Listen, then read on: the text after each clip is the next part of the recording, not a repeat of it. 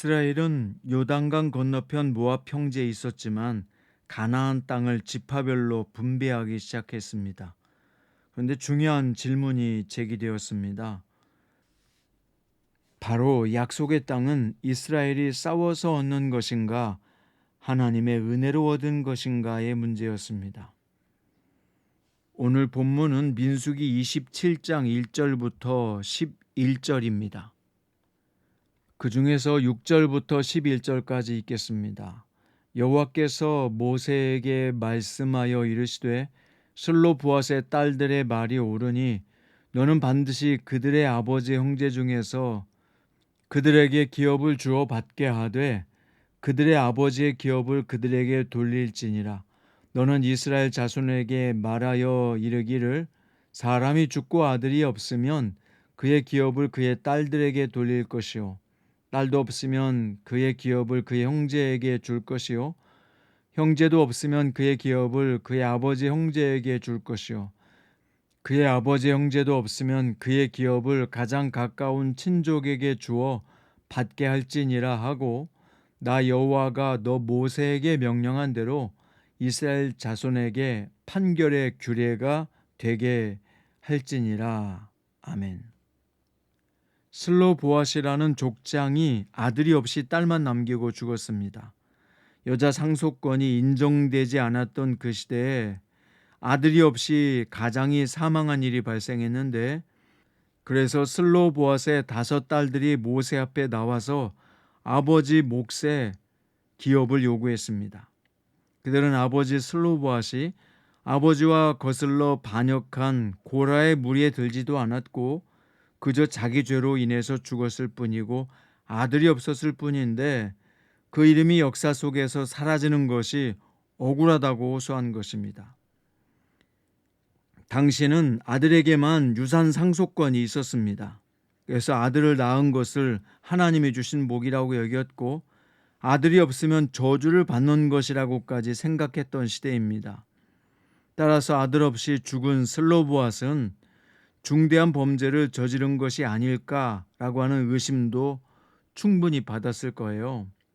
그래서 슬로보앗의 딸들은 우리도 사람이다. 아들이 아니어도 우리도 아버지가 주시는 기업의 소유권을 받을 만한 자격이 있는 사람이다 라고 탄원하게 된 것입니다. 모세는 처음 맞닥뜨린 이런 상황에 어떻게 판단해야 될지 몰라서 하나님께 아뢰었습니다. 그리고 하나님은 슬로보앗의 딸들의 말이 옳다라고 말씀해 주셨습니다. 당시로서는 딸들의 상속권을 인정해 준 매우 파격적인 조치였습니다. 아들이 없는 상황에서 딸들이 기업을 상속함으로 아버지의 이름을 잊게 된 사례는 이스라엘의 각 지파와 가문을 향한 하나님의 약속이 무엇인지를 보여줍니다.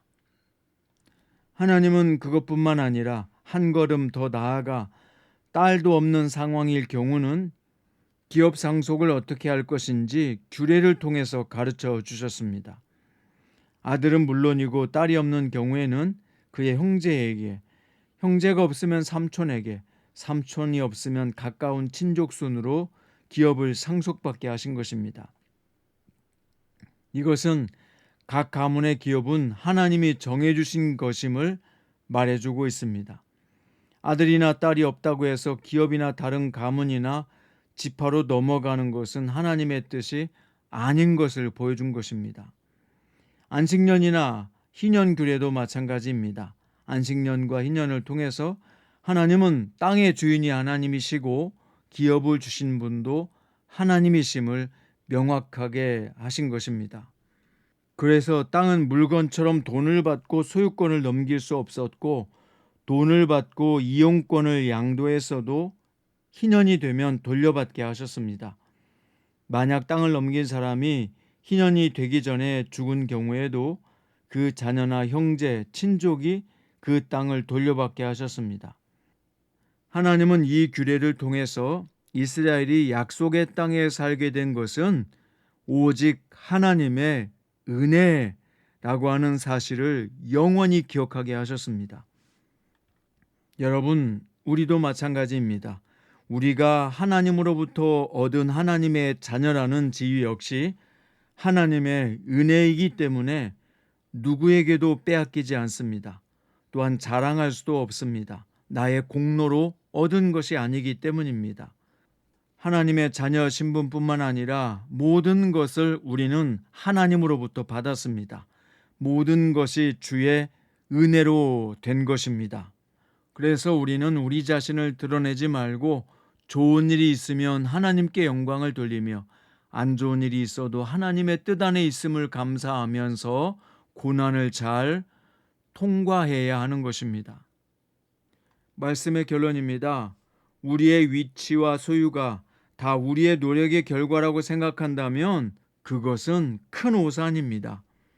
하나님의 은혜를 그렇게 되면 온전히 누릴 수 없고요. 내 것을 누군가에게 빼앗길까봐 전전긍긍하며 살게 될 것입니다. 누구에게 나누며 살 수 있겠습니까? 슬로보아스의 딸들의 이야기는 결국 우리의 모든 것이 하나님으로부터 왔다는 것을 증명합니다.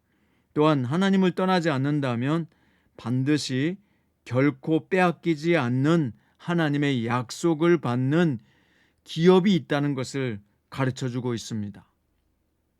우리는 하나님의 은혜로 살아가는 자들입니다. 그러므로 하나님의 베푸신 은혜에 감사하며 내게 주신 물질의 은혜든지 시간의 은혜든지 건강의 은혜든지 직분의 은혜든지 그것을 함께 나누고 누릴 수 있는 귀한 성도로 살아가야 할 것입니다. 또한 우리가 분명히 기억해야 할 것은 우리를 향한 하나님의 약속은 어떤 상황에서도 바꿔지지 않는다는 것입니다. 하나님은 슬로보앗 가문의 경우를 통해서 하나님의 뜻이 더 분명하게 드러나게 하신 것처럼 하나님이 이스라엘에게 주신 기업은 약속에 따라 주셨으므로 영원히 이어져야 한다는 것입니다. 울량한 하나님의 약속도 마찬가지입니다. 어떤 상황에도 하나님의 약속은 변하지 않습니다. 그러므로 하나님의 약속을 굳게 믿고 영원한 나라를 소망하며 우리에게 주어진 인생을 멋지게 승리합시다. 베드로전서 1장 3절과 4절 우리 주 예수 그리스도의 아버지 하나님을 찬송하리로다. 그의 많으신 긍휼대로 예수 그리스도를 죽은 자 가운데서 부활하게 하심으로 말미암아 우리를 거듭나게 하사 산 소망이 있게 하시며 썩지 않고 더럽지 않고 쇠하지 않는 유업을 있게 하시나니 곧 너희를 위하여 하늘에 간직하신 것이라. 하나님의 유업, 하나님의 기업을 상속하는 복된 성도들 되시기를 우리 주 예수님의 이름으로 축원드립니다.